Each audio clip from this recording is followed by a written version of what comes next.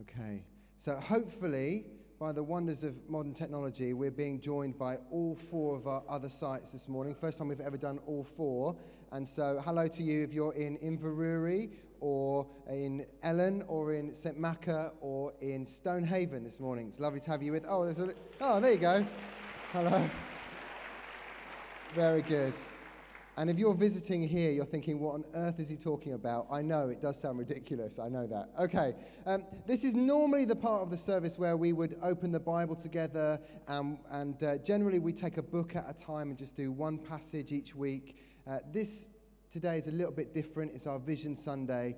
And what we want to do today is just get a snapshot of what God has been doing in our church over the last year, and then to talk a little bit about all of the money, where did the money come from, and how did we spend it, and then lastly talk a little bit about what is our priority for this coming year. If I could just put my interpretation on what God's been doing in our midst over the last year, it's this. Actually, there's a verse in James chapter 5, verse 11. He says, "As you know, we count as blessed those who have persevered." And honestly, I believe that it's been probably the most remarkable year in the life of our church ever. And you'll see what I mean when I talk about all the things that God's been doing. But so much of it is the fruit of faithful perseverance.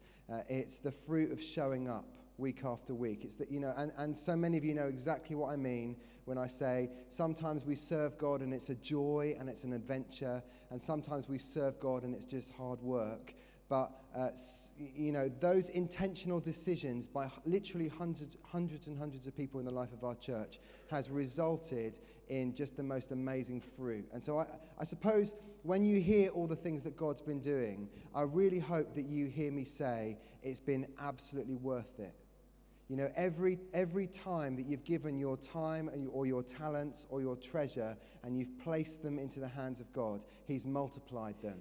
And there's been so much kingdom fruit as a result of it. So what I hope you hear is, well done. You made a good decision. You made a wise investment. Okay, so we have a vision statement that is going to come up on the screen now. It's the vision statement we've had for the last 6 years. And it's our way of communicating our sense of vocation as a church, our sense of call. And so this is it. God is calling us to be a growing, worshipping community of Jesus followers, passionate about being and speaking good news to the world. Is that what it says on the screen? Good. Okay. Very good. I know it's a long sentence, and probably I'm the only one who can ever remember it. Sometimes I think I should just hold up a £20 note and just say, if you can say it off by heart with your eyes closed and you get 20 quid, probably no one could. Anyway, what we're going to do is we're going to break that down into chunks and kind of measure our fruitfulness against this. This is the benchmark. And normally what we do is just break it down a little bit at a time. Normally we'd start with growing, but I'm going to come back to growing because I want to do that at the end. So first of all, God is calling us to be a worshipping church. Worship is a massive feature of our life as a church. And some people would say that even if we open a paper bag in our church, we have a time of worship beforehand. And I think that probably is true. We have sung worship in so many different kind of spheres in the life of our church, in the youth group, in the student ministry, in lifestyle, on Sundays, in small groups, and so on and so on. And we are so brilliantly served by our worship team. They're always the first ones here. They're always the last ones to leave. What we see on a Sunday is just the very tip of the iceberg in terms of the hours and hours of personal devotion and practice that they put in, and then the team practices and all of that. And the result of all of that hard work on their behalf is that we get to be so sensitively led into the presence of God week after week after week.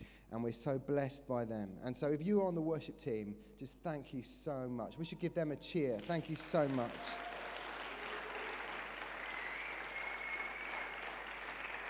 Obviously, there was a time not that long ago when they only had to make sung worship happen here in this building.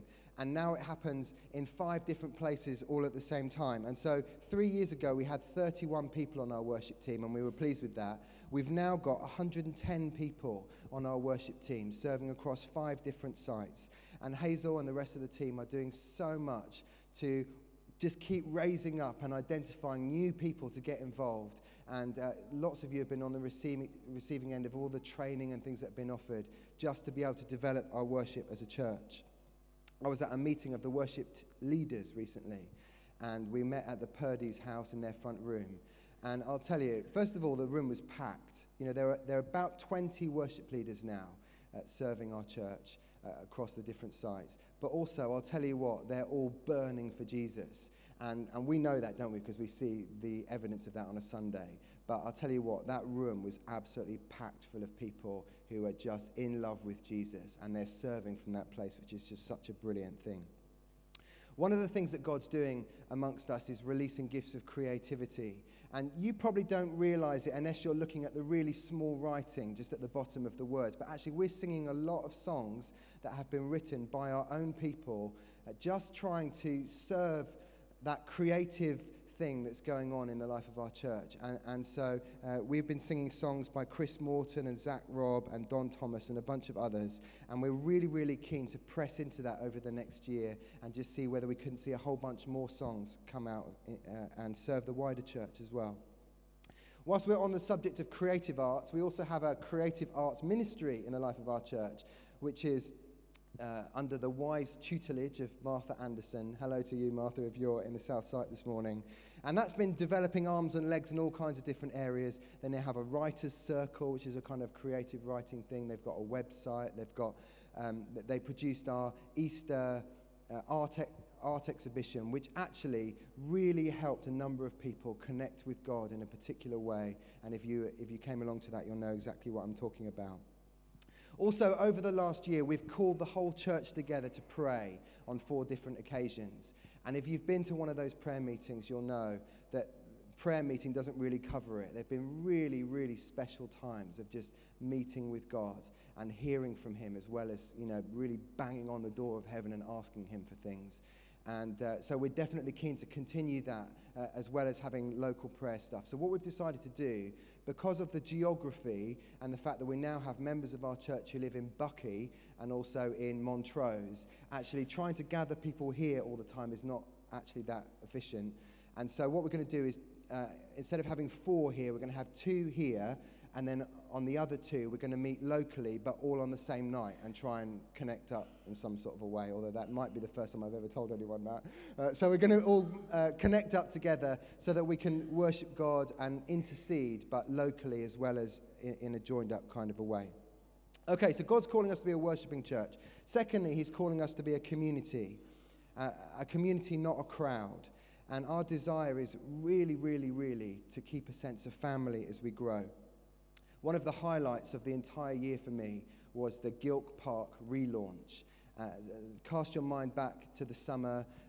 Actually, this site here in Gilcomston Park has paid a really heavy price over the last few years in terms of sending out teams all over the place, just whole chunks of people, parts of the family, and just sending them out to start new sites, which has been absolutely wonderful, but also has taken its toll on Gilk Park. And so it was a really, really brilliant idea that Hazel came up with, to just take a moment to pause and to invite God into that, and to kind of give a new beginning to this site in particular. And so they stopped all the small groups for a month, and they gathered together in midweek meetings to pray and to worship and to re-envision. They had early morning prayer meetings. You had early morning prayer meetings. You had a 40 days of prayer social media campaign. And at the end of the month, there was a huge party where people brought food that represented the nationality that they were from. And it was just an absolute riot, loads of silly party games and stuff like that. And then on the Sunday, there was a service of rededication and recommitment. Lots of people saying, yeah, actually count me in. I want to say again before God, this is my place, this is my family. And for lots of people, it was a very, very significant day. It's also a community where everyone has a place. And one of the brilliant things about us being now in 5 different sites on a Sunday is that there are loads more gaps loads more opportunities for people to serve. And actually, nothing would happen if it wasn't for the fact that so many people, as you've joined the church, you've rolled your sleeves up and you've found a place to get involved. Every area of ministry has benefited from people making a decision this year to get involved. And so actually, when we counted up all of the hours, 6,700 hours of voluntary service go on in the life of our church every month. So that's 80,000 hours a year that are poured into the mission and the ministry of this church, really making a difference not only amongst our church community, but into the local communities where every site happens, which is amazing. It's also a community that cares for one another, and a number of our church community have lost close family or close friends. A number of people have experienced very serious illness over the last while. And I'll tell you what, as a pastor, it's just so moving to look out on the church and see that somehow our church just knows what to do in those moments, and to see people really being helped in practical ways and supported in practical ways, as well as in all kinds of spiritual ways as well. It's also lovely to see the family celebrating together, and we've had a whole bunch of weddings. I think we've lost count, maybe 10 or 12 different weddings in the life of our church over the last year. Loads of babies have been born. So the church, again, just seems to know what to do in those moments, to join with people, help them to celebrate. I also heard recently, and I love this, the Lunch and Chat group, which is our lunch club that meets here on a Saturday for, so we say, older people who are from this local community. A number of the guys and ladies now are housebound. They're not able to come to the group.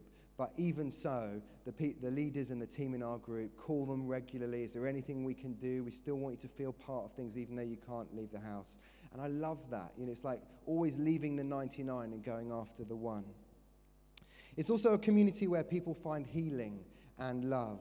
And there are a whole bunch of ministries that are serving people, helping them in times of real difficulty. So, for example, we have the New ID course, which is a course for people with eating disorders. And during the course of the year, a number of people have been really helped as the team have kind of walked with them through that journey of finding freedom from those kind of addictions and struggles. There's also a pastoral prayer team, which is led by the lovely Taryn, and during the last year, they've met with and prayed with 43 different people just on a weekly basis, inviting the Holy Spirit to come, and they've seen physical healing, emotional healing, spiritual healing in all kinds of different ways. Somebody from the team wrote about a particular situation where there was a lady who's part of the church, and she was carrying around so much guilt all the time that her marriage was really in a very, very difficult place. And as they met with her and prayed with her week after week, they said not only was it clear from what she said that she'd found freedom from that guilt, but actually her whole demeanor had changed. And that happens a lot, lots of stories like that. Just her whole demeanor had changed. And not only was it obvious to the person praying, but actually her marriage was completely turned around. The person wrote this: God's grace has completely freed her, which is just such a lovely thing. And again, you could tell that story over and over again. It's a community that's rich in leadership. And first of all, let me just commend to you the site pastors. We have a bunch of those, one set in each site.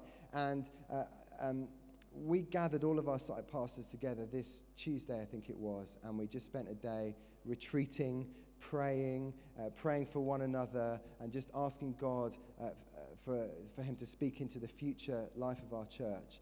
And I'll tell you what a high caliber of remarkably caring, deeply loving, very visionary, very pastoral leaders.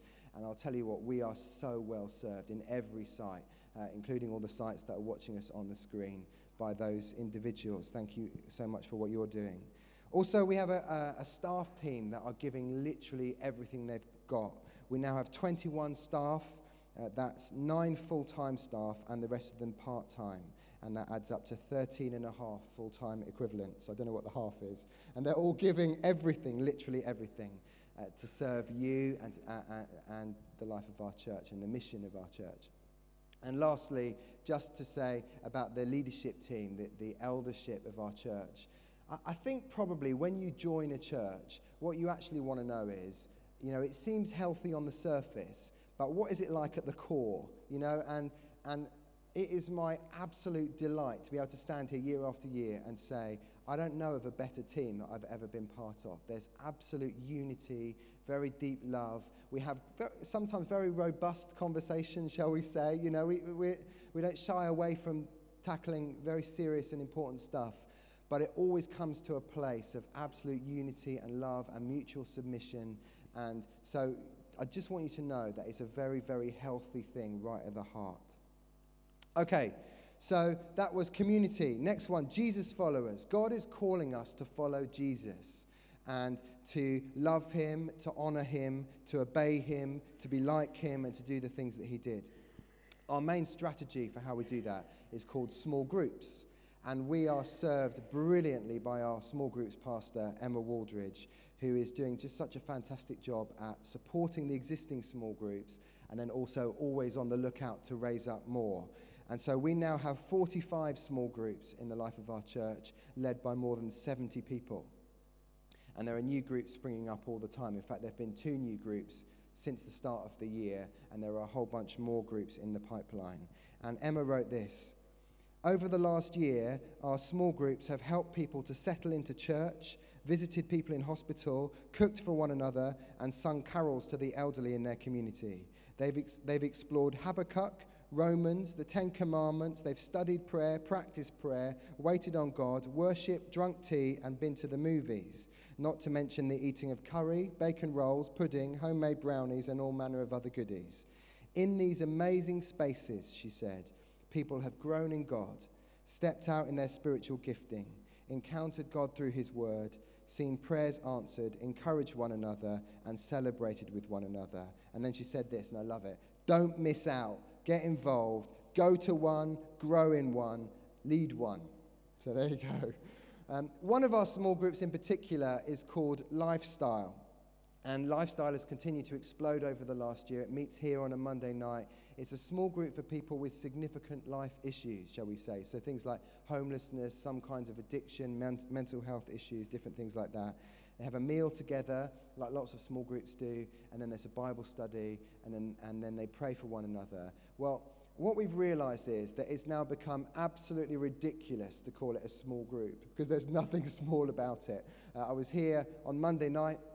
There were about 70 people from all walks of life hanging out together, and we've realized actually this isn't a small group. What it actually is a worship service. And so this might seem like a language thing, but it's much more than that. From now on, we're going to start calling Lifestyle on a Monday night a worship service. We're going to call it a gateway worship service. And the reason why we're doing that is because we want all of those guys who come along to that to know that they belong here and that this is their church family and that they're included. And so we feel really, really excited about that. Now, if you click onto our website and you click on services, Lifestyle comes up under the list of services. And we want those guys to feel like, no, this isn't just some kind of feeding program that I come to. I come to worship at a church, and I belong to a church family. I'm absolutely thrilled about that. It's also worth saying that after about 75 years in John's Gospel, we completed John's Gospel just after Easter. So we kind of preached through a book at a time. We finished John's Gospel, then we started Titus, and then we're in 1 and 2 Kings for a while, and now we're in the book of Galatians. And more, we want to make sure that Scripture is right at the heart of our life as a church. That's the adults. The children are so brilliantly served by our Making a Difference team, the MAD team. And probably some churches do babysitting with their kids. This is like a million miles from babysitting. It's not only teaching our children about God, it's introducing them to God. And they're developing very close relationships with Jesus. And I can say that because I'm a parent, and we are personally beneficiaries of the extraordinary work that they do. Jude and Archie McBean are our children's pastors, and their leadership is visionary and creative and so passionate. You only have to slightly touch Jude and she just, cries about how much babies and children and all. Anyway, I'm just waffling now. Again, loads and loads of stories were sent in from the Mad Teens, but I just got time to share one. There was one particular Sunday when the kids in each site were sitting around in a circle, and they were taking it in turns to sit in the middle of the circle and then to ask God to speak to them. And they were prophesying over the children one at a time. And the person who wrote this, they said, the prophesying just came so naturally, and the kids were so encouraged by it, and that was a wonderful moment. But then one of the children insisted that the leaders get into the middle of the circle, and the children prayed and prophesied over us too. It was absolutely amazing, is what they said. And that's exactly typical of what God is doing amongst our children through the Mad Team. The multi-site vision, again, has been a massive challenge to our Mad Team, and so more and more people have got involved. If you are personally involved now in the Making a Difference ministry, either in one of the sites or here, I just want to thank you so much. It's making such a big difference. There are now 114 people involved in serving our children week after week across the sites, and we're incredibly grateful for what you're doing. Our youth, well, I always think of Dave Hall, our youth pastor, as being like the youth whisperer. They're doing such a brilliant job, all of our youth team, at encouraging our young people to grow in God and to reach out to their friends, which is a particular thing that God's doing at the moment. More and more of our young people are bringing friends, and parents are having to take 2 cars to drive their children and all of their friends to come into Mezzo on a Tuesday, for example. In July, we actually had our first ever young people's mission trip overseas, and 8 of our young people went to Albania, where they ran a youth camp and spent some time with the children from the New Beginnings Children's Home. A particular highlight for our young people this year has been just lots and lots of time spent waiting on God and just really seeking God's presence and his power. And Dave said this: consistently, God has met us in remarkable ways, with the Holy Spirit visibly touching people. Metzoers and leaders are coming away so encouraged. And also, during the last 3 months, they've eaten their way through 20 kilograms of pick and mix. So if you're wondering why they're always hyper when they come home, that's the reason right there. Our students is one of the largest areas of growth in our church. We now have over 100 students. And so this year, we made Libby our first ever full-time student pastor. And she and her husband, Chris, are doing a brilliant job at serving our students. And to be honest, the main feature of our student ministry now is you get the sense that they're fiercely pursuing their friends with the gospel. And there's all kinds of initiatives to just try and get the gospel out there. And so, for example, Alpha is probably healthier and faster growing amongst our students than any other part of our church. They've also started this thing called Club Mission, where they go out on a Friday or Saturday night with bottled water, and they go and serve the local nightlife community. And they've had some amazing conversations, and people have joined the church as a result of it. And Libby wrote this, which I love. She said, "We genuinely feel we're on the cusp of God breaking in to the student culture in Aberdeen." That's what you call a vision. Okay, God's calling us to be good news. Now, let me just say, by the way, I know this is a lot of information, and so some of us, you'll drift off for a while, and then when you come back and join us again, you'll hear me still going, and then we did this, and then we did that. That's normal, right? And so maybe that just gives you the general sense of all the amazing things that are happening. As a church, we take really seriously our calling as the people of God to be the light of the world and to reach out to those in our community who have very significant need. One of the most exciting developments this year has been the growth of Mainly Music. So Mainly Music is it's like a parent and toddler group with bells on, and it's like music and Jesus and cake. Last year they started Mainly Music in Gilt Park and also in the south, and this year they started Mainly Music in the north, in Ellen, which immediately exploded, and it already has a waiting list. And so week in, week out, we're seeing at least 60 families come with their children, coming to one of the different Mainly Music groups. And a whole bunch of them are pursuing faith in different ways. And we know that at least 6 or 7 of them have become Christians. including one lady who is a very committed Muslim when she started coming to the group initially. Alongside Mainly Music, we also have Who Let the Dads Out, which is an initiative that the North guys have taken on. And it's a bit like Mainly Music, only it's monthly on a Saturday, and it's for the dads and their kids. And already, they've only done 2 so far, but already they've seen a whole bunch of dads bring their kids who have literally no connection with any church. And we can see that that's going to really grow, and also we can see that it's going to be eventually rolled out to a whole bunch of the other sites as well. There are also men's and women's drop-ins, and so during the week here, there's an opportunity for men and then women on a different occasion to come and just have a bit of mentoring often, and to try and break open some of the issues that these guys are facing and to try and help them with them. And actually, one of the most significant things that's happened is that we've developed a partnership with an organisation called Remploy, and so a whole bunch of people, so I can see some of them sitting here, have got jobs, and they're now working more or less full-time in those jobs. They've been doing that for months and months and months now. Guys, we're so proud of you, and the first of many, I'm sure. You're going to cry at some point. So, I just think, isn't that the gospel? You know, they're meeting Jesus, their lives are being transformed, they're finding healing, and their actual lives are being transformed. And many of these guys are working and putting their own food on the table, often for the first time in their lives, which is fantastic. At Christmas, we all brought our Christmas hampers, and we had our traditional Christmas hamper giveaway. This time we did that in each site.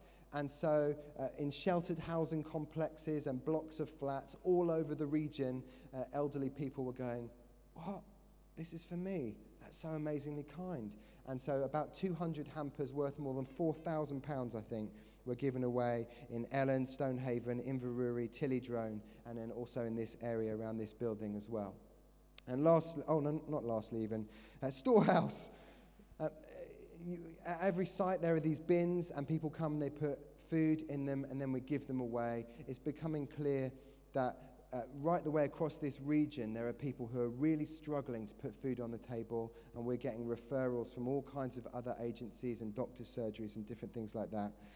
So as you've brought the food, we've given it out, and over the last year we've given away 2,142 bags of food to more than 249 different individuals, and again more than 9 tons worth of food just coming in and going out into our local community as there have been needs. We recognise as a leadership team that actually this is one of the main growth areas of our church. We can see that, in fact, we'd love what you might call social transformation ministries to reach more people and to have a greater effect. And so we've been praying a lot into that, about how do we restructure things, how do we make sure that we're having the greatest possible impact, and not only in terms of practical help, but ultimately seeing the most number of people come to know the Lord through those things as well.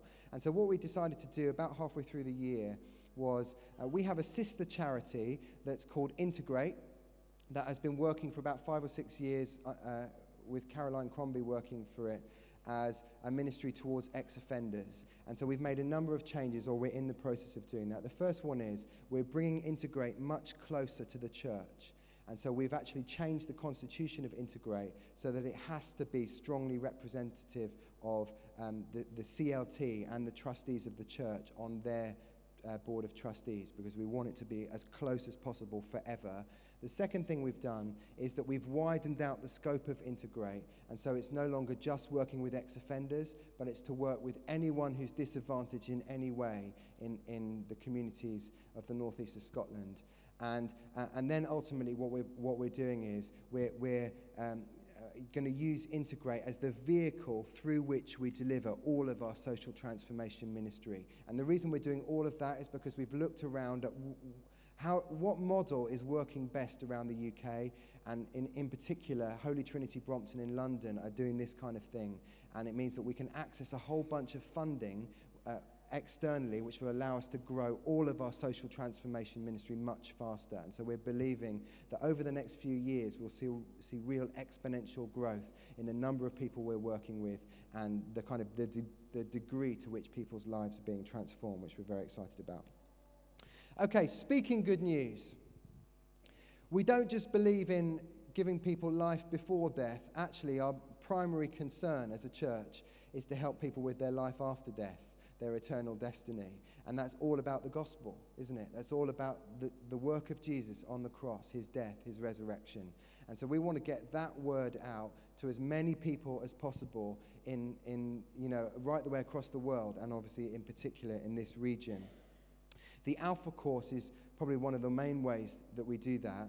And again, partway through the year, we felt the Lord say to remodel the way that we were doing Alpha so as to try and reach more people. And so instead of having a few large courses, we had a whole bunch of smaller courses, and just said, if you want to run Alpha where you are with your people, then please will you do that. And so over the course of the last year, we ran 16 Alpha courses.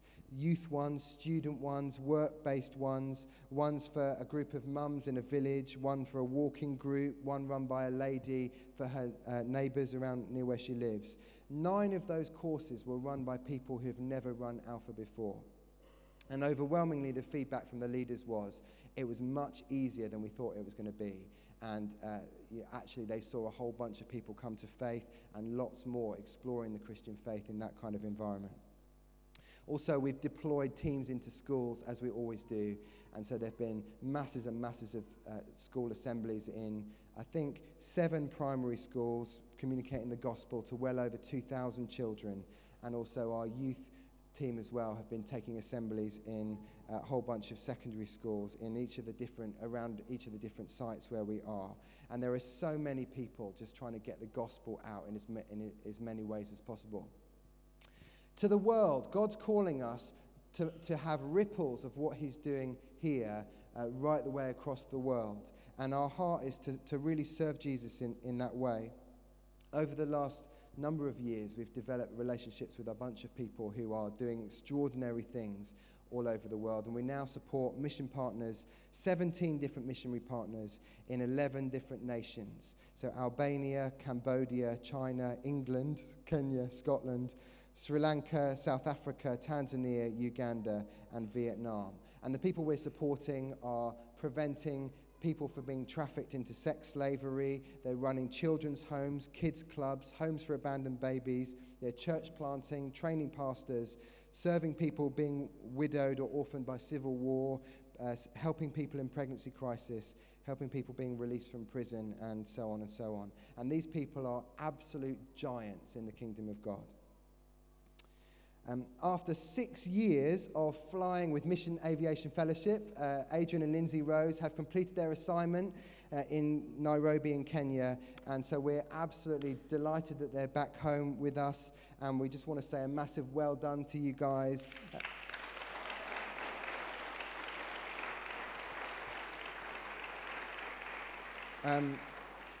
And just offer our deepest thanks for everything that you did on our behalf in Nairobi. And we're just so thrilled to have you back home again in one piece, which is really good.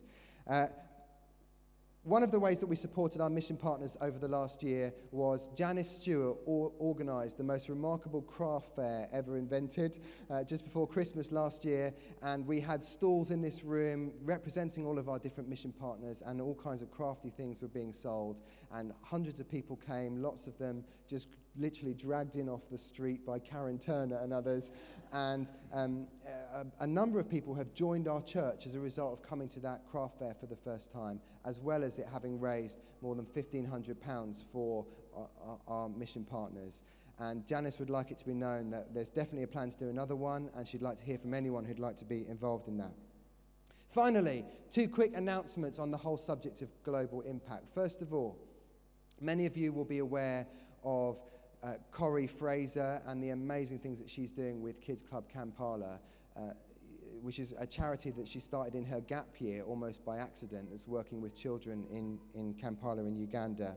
It's just an enormously quickly growing ministry. They now have 17 kids clubs that reach more than 4,000 children every week.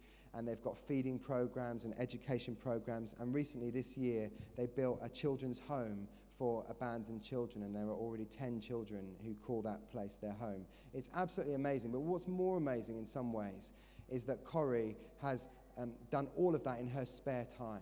And so she has been working for as few hours as possible to make enough money for her and her husband to live on, and then giving as much time as she possibly can to Kids Club Kampala. And it's only last month that Kids Club Kampala were able to find some funding to be able to employ her for a few hours a week. And as a leadership team, we really felt like, do you know what, we need to try and invest in that. And we've been giving money to Kids Club Kampala for some time, and all of it's been going to Uganda. But actually, she's in the UK. Actually, she's in Aberdeen right now, and we need to try and find a way of supporting her. And so we've given Kids Club Kampala a grant of more than £7,000, and we've said we want you to use that specifically to give Corrie some hours in the UK to be able to preserve her sanity, and also to be able to work on the development of the charity even more, which we're really excited about. And I loved getting her into my office last week and telling her that. She was absolutely thrilled. We also know that church planting is something that God's been speaking to us about for some time. And the truth is, we don't have the faintest idea what that looks like and how we're going to go about doing that, but we have to respond to the prophetic words that have come in some kind of a way and start to prepare for that. And so what we've decided to do is to put aside 2% of our income moving forward, starting from January the 1st this year, into a little pot that over time will build up into something significant, so that when we do have people who we're going to send out as church planters, there'll be some seed money there to help them get started, or at least to try and resource them in some kind of a way. Although we don't know, again, there's no plans at all, but we just know that we need to prepare for that. Lastly, before we worship God, God's calling us to be a growing church. What does all of this, all of these endeavors, what do they all amount to? Well, the simplest way to explain what God is doing in our church is to say this: everything is growing. The number of sites has grown. So in September this past year, we launched City Church Northwest, who are hopefully joining us on the screen. Jude and Archie McBean gathered a team. Actually, it was about 50 people in the end, including children, and they went off to Inverurie, and they launched just towards the end of September. I think there was 127 people there on the first Sunday, and lots of them were visitors coming from other churches, just wanting to bless us and bless what God was doing, and just say, look, we're really pleased you're here, which was just so moving. But over the last few months, as with all the other sites, City Church Northwest has been growing and gathering new people. I was there last week. A few weeks ago maybe, and there were so many people, I literally had no idea who they were. One lady became a Christian, and she had not really been around church for decades. Somebody else got physically healed, and the sense of momentum in that site is absolutely fantastic, as it is with all of our other sites. And they're now planning inroads into their local community, just as all the other ones are. They're planning an Alpha course in a fish and chip shop after Easter, and starting to do assemblies in schools and all those kinds of things, just wanting to reach out around the Inverurie area in the same way as we're reaching out here. In fact, every service in every site has grown numerically during this last year. And so last week, which is a pretty average week, there were no baptisms, no baby dedications anywhere, nothing like that. There were 645 people in our Sunday services. And some weeks I think the most we ever had was 698, which is really infuriating, because I just thought, where were those other two people? If you were on holiday that week, I'll have words with you later. So, even more exciting than just adding attenders to our church, actually we've been adding members of our family. And like Taryn said earlier on, and I'm sure in the other sites as well, people fill in green cards that say, "Count me in." And this year, we had more people filling in those green cards than any other time in the history of our church. 237 people were added to our church over the last year. Even more exciting than that is the number of people who've become Christians. And we've seen a very, very significant increase over the last year in the number of people finding faith for the first time. And I've got a spreadsheet on my computer with the names of all the people, or at least as many of the people as we could record, who have become Christians. And do you know what's brilliant about it is, and this maybe is the most obvious thing I've ever said standing in this place, but they're all people. I know that on that list are husbands whose wives have been praying for them for years, and wives whose husbands have been praying for years, and daughters and sons and parents, and children who've never set foot in a church until the day that they came and committed their lives to Jesus. We've seen people committing their lives to Jesus on Sunday mornings and also in almost every other area of ministry in the life of our church. And so over the last year, 81 people became Christians as a result of the activities in the life of our church. Yeah. So just to put that into context, last year, that's an increase of 62% on last year, if you're the kind of person who likes percentages and things like that. If I could just pause for a moment and just say this. Actually, God is doing something in our midst. 10 people have become Christians in the last 2 weeks in the life of our church. Last Sunday, people became Christians in 3 different services. And then I went to Lifestyle on the Monday, and one guy became a Christian before we'd even had dinner. So I just know that God is doing something. And so if you're a praying person, which hopefully most of us are, please will you pray. We want God to turn that trickle into a flood more than anything else. And so a bunch of people have left our church over the last little while, largely if they've graduated from university or they've moved away because of work or something like that. But I know actually that there are a whole load of us who are being good shepherds and who are always being conscious of not the 99 but the one. And if you're that kind of person, please keep doing that. Sometimes it's a little text or an email or a phone call that makes all the difference and brings people back into the life of the church. We've also put in a new database which Lauren Mizzen has been working on, which means that we can keep track of people much more accurately than we ever could before, which is really, really important because we don't want anyone to fall through the gaps. And so with greater accuracy than I've ever been able to say before, I can say that we have 829 people who call City Church their spiritual home. There is one last statistic that I want to talk to you about, and as your pastor, I'm very concerned that there's been an increase in one or two things. First of all, over the last year, you ate 8,280 pastries. And worse than that, you've gone through 150 kilograms worth of sugar. Now, all I'm saying is, some of you need to cut down, all right? So maybe you're the five spoons of sugar person.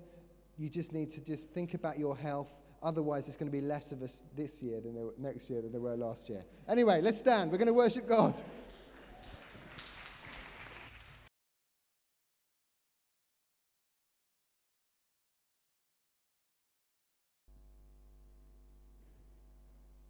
Okay, so now we're going to go on to talk about the financial side of things, and it's really, really important that you bear in mind everything that we've just said about all the things that have happened and the people who have come to faith and the people who have joined our family, because it's the money that has enabled all of that stuff to happen. Okay, so just a few comments first of all about the financial side of things. First of all, no one who's in any position of leadership knows who gives money to the church or how much they give. So our finance team knows, but nobody else does. I think that's going to come up on the slide, perhaps. Second thing, the finances are overseen by a set of trustees who meet every other month, and they're verified by independent accountants. And so we take our responsibilities very, very seriously to meet our legal and financial responsibilities before the government and all of that stuff, to make sure that we're spending our money in accordance with our charitable objectives and all of those kind of things. And lastly to say, we stand alone and together, by which I mean we're not part of a denomination or a stream. There's no mothership in that sense. Everything that God is asking us to do in our church needs to come from the resources that are currently within our church. But also, it's important that you know that each site isn't an independent financial entity by itself. We're operating on the basis of a common purse. And so we're all putting our money in, and then we're just deploying those finances as the Lord prompts us to, right the way across this whole region. Okay, so what we're going to do first of all is look at the Spreading Life Together Fund. So lots of you weren't even part of this church when we had this gift day in 2012, but we had the most amazing day where people said, actually, we do believe that God is calling us to spread out as a church across this region and to start lots of new sites. And people pledged £441,000. If we could have that slide, please. So people pledged £441,000. I think that should be 2012. Okay, anyway, they pledged that money whenever it was, and what you need to know is that we're on target. So a few people have dropped out because they've moved away or their financial circumstances have changed, but more people have joined in the process. And so far, people have given £373,000, including gift aid, and that whole process will carry on. For most of us, it will stop in October or November this year, and by then we're expecting to have in every penny that we need to do the job. Let me just say, if you're giving over and above your regular giving to that fund, please don't stop. Please carry on. It's really great that you're continuing to do that, and you can just see the fruit of all of that investment. Okay, next thing, expense then on that. So you can see that we've been deploying those funds all over the place. The reason why South and also North are in the 60,000s and the others are not is because you might remember we said that the money was, each site would have enough money to buy all of the kit that it needed and to employ the staff and run a site for a year. And then after that, the cost of that site would come into the general funds. You maybe don't remember that, but that's what's happening. And so pretty much all of their portion of that £441,000 has now been spent, and all of the costs of those sites are now being borne by our general budget. So we're on target to take in every penny that was pledged, but we're also on target for spending every penny that was pledged. That's kind of where we're at with that. Okay, let's talk about the general income.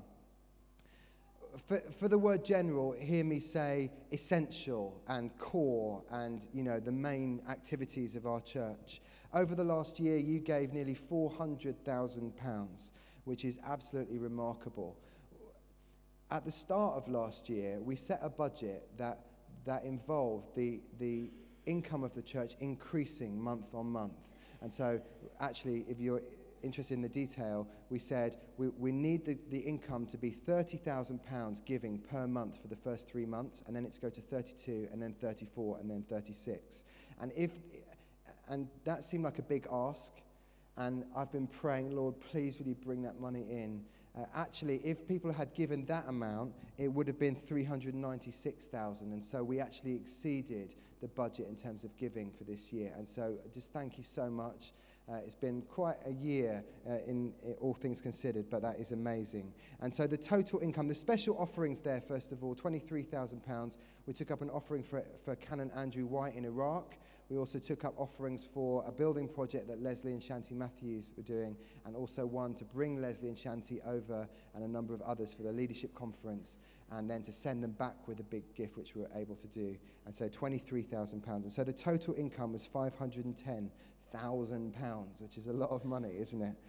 It's also an increase of 14% on last year, not including the special offering. So we've seen a significant increase. Okay, let's look about how we spent that money then. So first of all, this may be the most exciting number that you're going to see all day today. £84,000 is the money that we gave away to mission. And so I said 17 different mission partners, and also that includes Canon Andrew White and those other offerings that I talked about. £84,000. So we have a policy in our church that we reserve 12.5% of our income to give away. Actually, when you account for all of that, it's actually 16.5% of our income we ended up giving away, which is absolutely fantastic. I can tell you, a pound goes an awful lot further in Sri Lanka than it does in the UK, and so the impact of that money is absolutely extraordinary. £146,000 to ministry, which is things like pastoral staff salaries, employment costs, visiting ministries, also running the DNA program. The admin function of our church cost £100,000 or £101,000. That is a remarkably cheap amount for the backbone to support 829 people doing mission and ministry every week. So it's cheap at half the price. £75,000 on children, youth and students, which is a really significant investment in the future generations, if you like. I just looked up, in 2008, we spent £12,000. And so we've seen that really significantly increase. And in fact, that isn't even all of it, because we spent a whole bunch of money from the Spreading Life Together Fund on that as well. And so we've really invested heavily in emerging generations. Church, family, life and worship. So that's things like Alpha, marriage course, lifestyle, lunch and chat, worship team, all of those kind of things, £23,000. And then the cost of running this building, and then also hiring all the other buildings that we use for midweek activities and weekend activities, keeping the transit vans running that belong to our church, and the containers and all these kind of things, all of that came in as £50,000. And so the total we spent this year was £480,000, which actually was 95% of the budget we originally set. So if you're a budget holder and you were careful with your money on our behalf, thank you so much, because that really made a big difference in just making sure that we spent less than we took in over the course of the last year. We really want to be careful stewards of that money. While I'm on the subject of expenditure, it doesn't come up on the screen there, but you probably know that behind this wall here is a new building that is kind of halfway built, and it's our office annex. It's going to house all of our offices. Also, it's going to have a permanent prayer room, and also disability access, a lift that will take people to all parts of the building, which is absolutely desperately needed. Very excited about that. And just so you know, we received a big gift last year and the year before for £375,000, which is how we were able to go ahead with that project. However, when all the tenders came back and all that, I've told you this before, but it actually is going to be £200,000 more than the gifts that we received. And so the plan at the moment is that we're just about to take out a mortgage for that £200,000, which will cover the cost of finalising the project. We believe that the repayments of that mortgage will be affordable, and we've already planned those into the budget for the coming years. But I just want to say this. It may just be that you're sitting in one of our sites or in Gilt Park this morning, and you know that you've got a sizable amount of money that could make all the difference in that. And perhaps even you might think to yourself, do you know what? I don't think the church should have a mortgage, be repaying that over 25 years. I think I could just pay that. And so it may not be, but I just have a sense that there's maybe one or two people here, you've got investments or a portfolio of something or other, and you think, I could just release some equity from something or other, and I could give the church £200,000. You could do that anonymously, or you could even have your blinking name above the door if you want. But I probably shouldn't say that. But you're welcome to give to that, is what I'm really saying. Okay. I'll be in trouble for that later on. So that's expenditure. And so if we come on to the next slide, we hold £40,000 in reserve, which is, just in case something bad were to happen or something unexpected, then we would have some extra funds to be able to deal with that. But not including that, we began the year with £57,000. We added 510. We took away, or we spent 480,000, which means we now have £87,000 in the bank, which is amazing. That's absolutely God's blessing, and he's met every need that we've had over the last year, which is fantastic. However, my concern now is that you're seeing that and you're thinking, oh, the church is rolling in it, and actually nothing could be further from the truth. We're about to face some very significant financial challenges. Remember I said that the Spreading Life Together Fund pays for a site to be started and then covers its costs for a year, and then after that year, the general budget has to pay for those things. And so we've had very little of the new sites' costs coming out of the general fund over the last few years, but this year a whole bunch of them are appearing, and so we know that we're going to spend pretty much all of that money over the next few months even, and so we need the income of the church not to flatten off or decrease. We have to see the income of the church increase. The trustees are what I would call, this is their job, to I sometimes think I should give them nicknames like Doom and Gloom or something like that. But the trustee's job is to see what would happen if things didn't quite go according to plan. They're cautiously pleased with where we're at the moment, but we really need to see an increase in the income. So here, a couple of things that I think are the message that we need to hear as a church today. If we could have the first one. First of all, we're not free. The truth is, at the moment as a church, we're living hand to mouth. You can see that even though the numbers are really big, the margins are really small. And it would only take, a very small change in something for us to really be in hot water. Lots of our costs are fixed, so staff salaries and building rentals and different things like that. We can't change any of those costs. And so actually, we are literally working hand to mouth. Everything that comes in is going more or less straight out again. And so actually at the moment, we're not free to respond to the call of God in any new area. So if God said to us, I want you to start this new ministry, or employ this new person to do that, or to start this new thing, we would have to say, sorry, Lord, right now, we're not financially in a position to be able to do that. And for us as a leadership team, we think, actually, there's something not quite right about that. Just always being so close to the edge. We know, for example, that we have at least one more site to start. We don't know how that's going to work, but we said that we were going to get up to 6 sites with this Spreading Life Together thing. The money will be there to start the site, but we can't start it, even if God asked us to, because after a year, the expense of that will come into the general budget, and we can't have any more costs coming into our general budget at the moment. Does that make sense? And so actually right now, we're not free to obey God in the way that we would want. Secondly, some of us hold the keys to our freedom. Lots and lots of people in our church are giving very generously and very sacrificially, and I just want to thank you so much. And as you can see, it's been a wise investment. But our sense is that there are a number of people in the life of our church who perhaps could start giving, or who could increase their giving in a significant way. And that would really, really help us to find freedom financially. In particular, I just want to address 2 groups. First of all, single people. This makes it sound like I'm being a bit prejudiced in some kind of a way, but I just got a statistic this week. 85%, no, hang on, let me get the right number right. 82% of married members of our church give regularly to the life of our church. 25% of single people give regularly into the life of our church. And that's with students and people on benefits taken out. So that's single professional people. Only 25% of you give regularly in a way that we can identify, i.e. by standing order. And it just may be that this is the year when you think, I'm going to get some of those things straightened out and just figure this thing out in a more intentional way. We'd love to encourage you to do that. Secondly, there are a bunch of people who are giving regularly, but not perhaps in a way that would really be counted as sacrificial. And obviously, like I said, I don't know who gives, and I don't know how much they give. But I do know that we have a guy in our church, young guy, just started out in his first ever job, proper job. He earns minimum wage. He works 35 hours a week.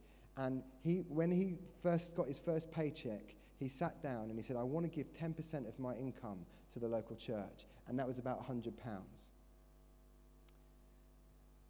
Almost half of the people who give regularly in our church give £100 or less into the life of our church. And so what that probably means, because not almost half of our church are on minimum wage and working 35 hours a week, what that actually means is that lots and lots of our people are giving some, but could probably give more. And I don't want to say any more than that. I just want to really encourage the whole church to say, what is God asking of me this year to really make a big difference to the ministry of our church? Please, could you have a look at that? So, the next slide was just, do you have the keys? Do you have maybe some people here, you have the keys to a freedom that our church hasn't known for quite a long time, and we'd really love you to consider that. Okay, last thing. I know we're slightly running over time. 2015 priorities. In the past, we've set several priorities, and then about halfway through the year, we've thought, oh, crumbs, we better really start pushing the pedal on those things now. We really felt, actually, that there's only one thing that God is asking of us over the next year, and it's going to come up on the screen now: to seek the presence and power of God. We had our big gathering, whole church celebration, all the sites came together in November this year, and Pete Gregg actually prophesied into the life of our church. And the way he did that is he talked about a prophetic picture that a friend of his had had. And he said he had an unusually vivid picture of an angel blowing a trumpet and the sun rising. And he went on to say, God says to you, City Church, a new dawn has come, and the presence of God is coming in a new way in this new season. The sights are just the first fruits of what God is going to do. And then he talked about how one of the distinctives of our church in particular is to be a people who love and host the presence of God. And to be honest, when we kind of took all of the prophetic words that had come in over a little while as a leadership team, and we prayed through those things, we felt that it really resonated with us. Because already, when he came, I'd been preaching a sermon series called More, where we'd be looking at how the Apostle Paul is always trying to provoke his friends to seek more of God, more love, more power, more joy. At the same time as that, the South site had already started up a Sunday night thing, specifically to go deeper into God. And so we really believe that God is asking us as a church, of all the different things that we could prioritize, to just say, God, please could we have more of you? Please could we know more of your presence in our lives and the life of our church? Please could we know more of your power? And actually, that's not about programs or filling our diaries with a whole load of extra things, because we're all busy people. It's more about all of us, individually and corporately, turning our lives, orienting our lives so that they're more God-fearing and more God-facing. And there is actually one thing in particular that we feel as a leadership team that we should push the pedal on for this next year, and it's prayer and fasting. The leadership team and also the site pastors together, we've decided that on Mondays for the rest of this year, we're going to fast. And we're going to fast breakfast and lunch every Monday for the rest of the year, because we want to add a sincerity to our prayer and to say, God, please will you come? Please will you do more? You know, and we want to be more open to you. We want you to speak to us more. We want to know more of your power, more of your presence. And we want to invite you, you know, us as the CLT and the site pastors, we want to invite you to join us and to consider. Now, for some of you, fasting will not be an appropriate thing, fasting food, because you have issues with eating and things like that. I'd encourage you to think about what else you could fast instead. But if you don't have eating issues, we would like to invite you to join us in seeking God Monday after Monday, and just see if it isn't like, you know, we just had this picture of this whole region just having a thin layer of concrete over it spiritually. And we want to see, as we kind of hammer that Monday after Monday, just fasting and praying and seeking God, we want to see God break up the spiritual concrete that's over our region and see God move in power in a way that he hasn't done for decades and generations. Why don't we stand?